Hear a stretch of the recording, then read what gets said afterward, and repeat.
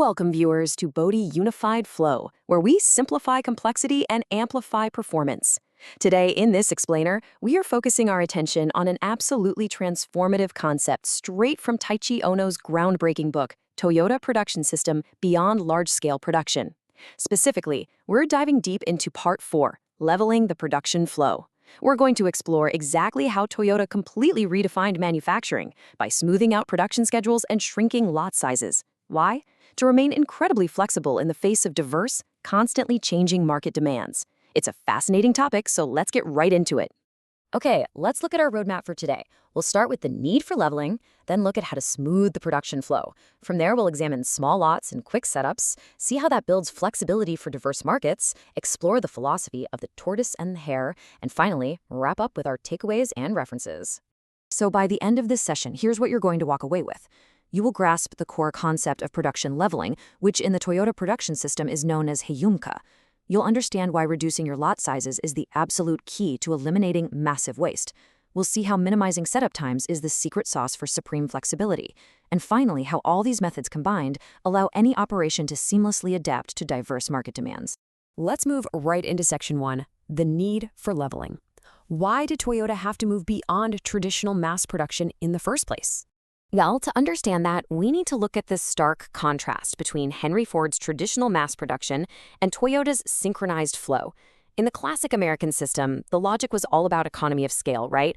Run the machines continuously, punch out massive quantities of a single part, and never ever stop to change the die. Now sure, that creates huge batches efficiently, but it also generates an absolute abundance of inventory. It's a tremendous waste of space, money, and materials. Toyota, on the other hand, took the exact reverse course. Their whole premise is the total elimination of overproduction, and they achieve this through small lots and synchronized mixed production. And that brings us to the core concept of leveling, or load smoothing. Imagine the flow of your Gilly production like the surface of a lake. You want that water completely smooth. Leveling is all about lowering the massive peaks and raising the deep valleys in your schedule. Because think about it, if your final assembly line suddenly yanks parts from an earlier process in wild, unpredictable batches, that upstream process takes a massive hit.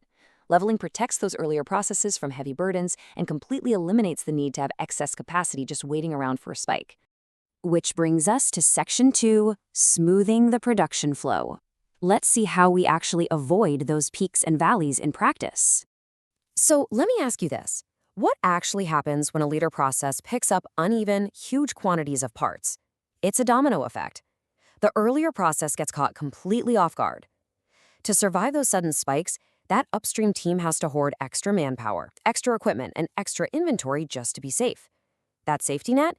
It's pure, unadulterated waste. The greater the fluctuation at the end of the line, the heavier the burden you place on the entire system. Now let's look at the math here, because it brilliantly illustrates how this works. Say we need to build 10,000 Coronas a month. That's 5,000 sedans, 2,500 hardtops, and 2,500 wagons. The traditional batching mindset says, hey, let's just build all 5,000 sedans in the morning, and we'll do the wagons in the afternoon. But Toyota breaks that massive number down into a daily requirement. So that becomes 250 sedans, 125 hardtops, and 125 wagons a day. Then, and here is the genius part, they sequence them alternately on the line. It goes sedan, then a hardtop, then a sedan, then a wagon.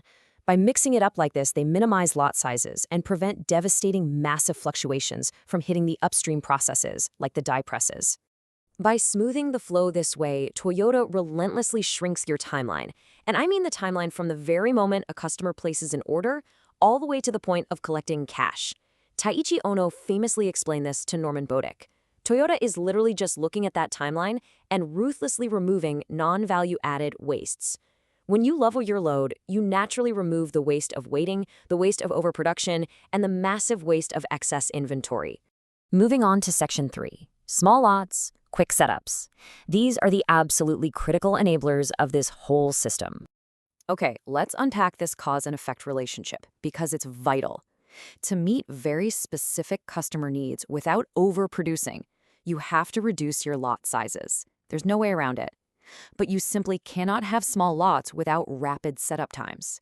If it takes your team 3 hours to change a die on a press, you're practically forced to run massive batches just to justify that 3 hours of downtime. But if you can change that tool in a matter of minutes, well, suddenly you can afford to run a tiny batch. 15 minutes. Just let that sink in for a second. By the 1950s, Toyota had reduced their die changeover times from 2 to 3 hours down to under an hour, and sometimes dropping to an astonishing 15 minutes. Defying the common sense of continuous punching completely revolutionized their operational speed. And this wasn't magic. It was the result of rigorous on-the-job training and an absolute refusal to accept that long setups were just part of the job. And to make all of this flow perfectly, enter the Kanban system. Think of the Kanban as the autonomic nervous system of the production line. It's a visual signal that ensures earlier processes only produce exactly what is withdrawn by the later processes. Because the lot sizes are small and the schedule is leveled, these Kanbans circulate smoothly. They trigger production perfectly, just in time, completely eliminating the urge to overproduce. Let's look at Section 4 now, flexibility for diverse markets. How leveled flow lets us adapt to what society actually wants. The reality is, traditional mass production completely freezes up under diverse demands. Modern cars come in infinite varieties, right? Different sizes, body types, engines, colors. The old Ford-style mass production, which relies on rigid, long-term plans and massive batches, struggles incredibly when the market demands that kind of mix. Toyota's system, however, is highly elastic. Because they produce in small, leveled lots, they can digest diverse market demands with ease.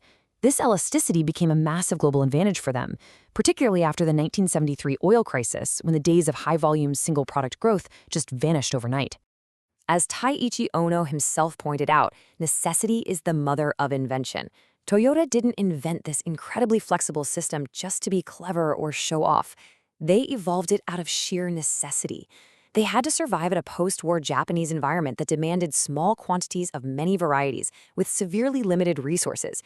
They simply couldn't afford to waste materials the way the American mass production model did. Which brings us to Section 5, the tortoise and hare. This is a brilliant philosophical anchor for everything we've talked about. Ohno loved to use this classic fable to describe the ideal manufacturing pace. He said, "The slower but consistent tortoise causes less waste and is much more desirable than the speedy hare who races ahead and then stops occasionally to doze." It perfectly captures why a steady, leveled production line is vastly superior to fast, sporadic bursts that just create massive piles of excess inventory. Think of the hare. That's your traditional mass production. It uses high-performance machines to sprint through massive batches, generating crazy amounts of overproduction, only to pass out completely exhausted while waiting for the next process to catch up. It's fast, erratic, and intensely wasteful. Now, think of the tortoise. The Toyota production system is only truly realized when all your workers and processes become steady, consistent tortoises. The pace is leveled, the sequences are mixed, and production perfectly matches the actual numbers demanded by the market. No sprinting, no dozing, just steady value creation. All right, let's bring it all together in Section 6, takeaways and references. Let's simplify this complexity. So, what have we achieved today? By breaking down the illusion that bigger batches are always better, we've seen how smoothing your schedules creates genuine operational agility. Production leveling, or Heijunka, flattens those peaks and valleys, protecting your entire operation from sudden market shocks. We learned that alternating your product sequences is infinitely superior to running large batches. We also established that you can only unlock these small lots by relentlessly attacking your setup times, taking them from hours down to mere minutes. Ultimately, a steady, leveled flow, the way of the tortoise, is what eliminates the waste of overproduction and effortlessly absorbs whatever diversity the market throws at you. Here are the specific references we cited today, primarily drawing from Taiichi Ohno's truly definitive text, Toyota Production System Beyond Large-Scale Production. I highly recommend reading it for a much deeper understanding of these concepts. So, as we wrap up this explainer, I want to leave you with a provocative question. Take a hard look at your own workflows, your own operations right now. Where are you acting like the erratic hare? And how will you apply the steady way of the tortoise to eliminate waste and amplify your performance? Thank you so much for joining us today on Bodhi Unified Flow. Keep learning, keep improving, and we'll see you next time.